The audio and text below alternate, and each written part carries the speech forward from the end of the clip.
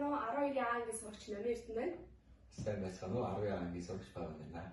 За Викторийн хувьд гэх юм бол iOS-ийн хөтөлж нэртэй iOS сургуулийн веб аппликейшн хийсэн байгаа. Энэхүү хөтөлбөрөөр сургуулийн үүдэнд байх бөгөөд багш нар эцэг эхчүүд сурагчид ашиглах боломжтой.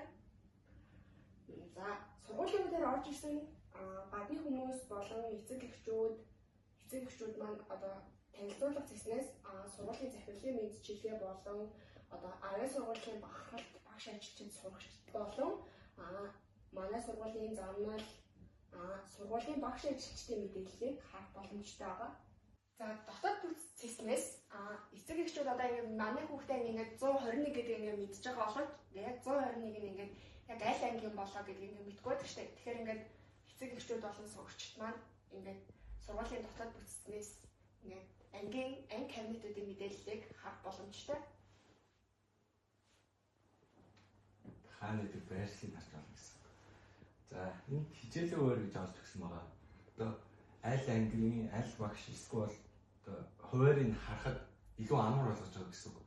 Одоо өмнө нь нэг амар цаасан дээр олон ирээдсэн юм байдаг гэсэн шүү дээ. Эднийг бид нэр шинжилсэн. Одоо тухайн багшийн хуваарийг харж болно гэсэн үг. Яг цагтай, өдөртөө одоо аль ангид орж байгааг нь харж болно гэсэн үг. Харин ангийн хуваарийг харахад бол нэрүү дараад яг аль ангийн хуваарийг харахаа одоо сурагчийн байлаа гэж бодоход 9 анги байлаа ангийн хуваарийг харж болно гэсэн үг. Илүү амар хялбар болж иж байгаа гэсэн үг. Тэгээд одоо багшийн хуваар дээр ингээд хараад одоо ингээд туулагчийн хуваарийг харах гэх юм бол туулагч 2 дахь өдрийн 7 цагт хичээлгүй байна гэх юм бол ингээд туулагч тэгэхээр ингээд сургуулийн хэрвээ ингээд байхгүй бол харах юм бол буцаад танилцуулга зэснээс нөгөө нэг багш ажилчдынхаа мэдээлэл рүү ороод ингээд багшийнхаа утасны дугаарыг ингээд харах боломжтой байна. Тэгээ ингээд багштай холбогдож болно. За үйл ажиллагаа зэсний хувьд гэх юм бол ингээд сургуулийн хэмжээний ингээд бүтэн жилийн ингээд турш хийх үйл ажиллагаануудыг ингээд сараар ингээд ангилсан нь одоо ингээд сурагч багш нарын хувьд ингээд өөрийн ингээд цагийн менежментээ зохицуулж хичээл ажлаа ингээд салгардуулахгүй ингээд явуулахад тусалдаг.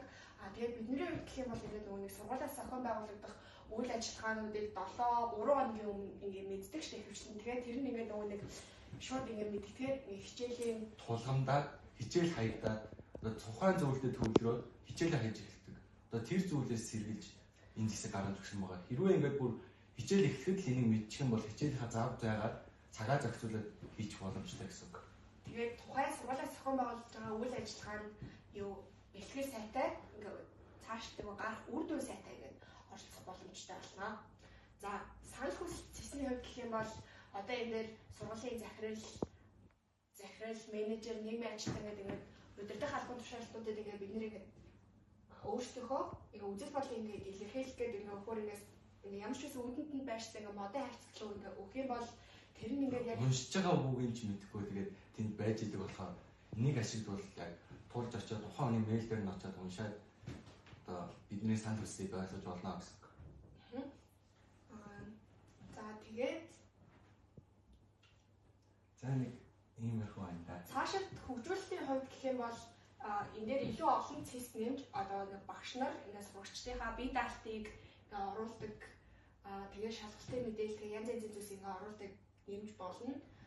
Тэгээд цаашдаа ингээд хүүхэд гэрээсээ ашиглах боломжтой, эцэгчүүд гэрээсээ ашиглах боломжтой гар утастай ингээд аппликейшн болтол ингээд хөгжүүлэх зорилготой байна.